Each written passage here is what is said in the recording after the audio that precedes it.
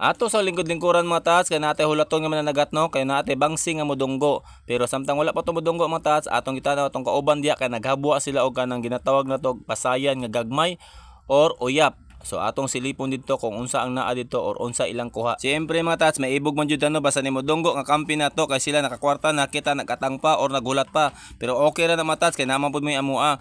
Mo nang nisilip sa tadra kay atong tan-awon kung pila ka banyera ang kuha nga uyap mga tats kay kana magong uyap ginapaon magun sa isda. So atong tan-awon kung pila ka kilo or pila ka banyera. Kana magong uyap nga ginapasabot ako mga tats ginabulad bud na siya no. Mo nang ginahalo bitaw nga ginatawag nagkalkag kanang ginahalo bitaw sa gulay o sa pritohon na to nya isubak na to sa lawoy kanang ginatawag nagkalkag. Oo mo na siya.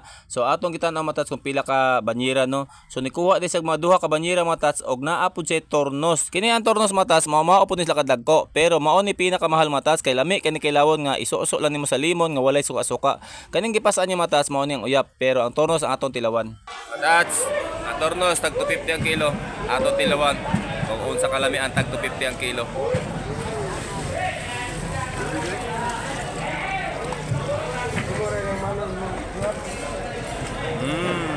Pagkahuman natog tilaw og tornos mata si dunggo na amo bangsi nga gipabot-abot no. Wala na nako gipakita sa inyo kung giunsa no pagsugod og paghabwa kay nganuman walay mugunit sa kamera. Maayo na lang gani inilakaw ang headlibor mao nang nakabuylo tag video dia kay kung wala makapiso jud ta og di magdugay nakaisda na ta. Adat ato sa nibalig ang bangsi matats kay dagan pa magdunggo. Onya lang ta mo kog sudanon. Nagtuo man gud ko nga dili sila modunggo kay to niaging semana man gud nagbagyo. Di ay nagtago lang dito sila. Pag human og bagyo nang dungan po sila og panglawod. Kumpiyansa kay ko mo to nag-stock ko dan og isda sa balay kay basig di na pud ta katilaw og isda kung magbagyo. Mao nang kana tanan ato sa nang ibaligya kay dili sa ta magdalag isda kay dagang patag sudan sa rep. Mao nang mga isda ang akong gipamaligya mga tas kanang akong gigunitan swasid na tag 120 ang kilo ana og kaning bunggok nga dagko nga bangsi tag 120 pod. Kaning gagmay nga naa sa kilid tag 65.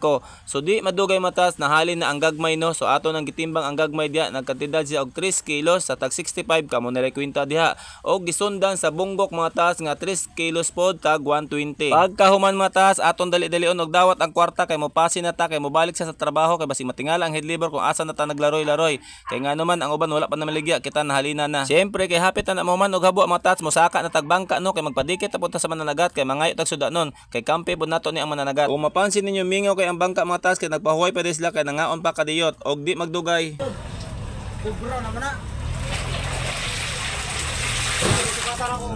Tagsara sigpaw.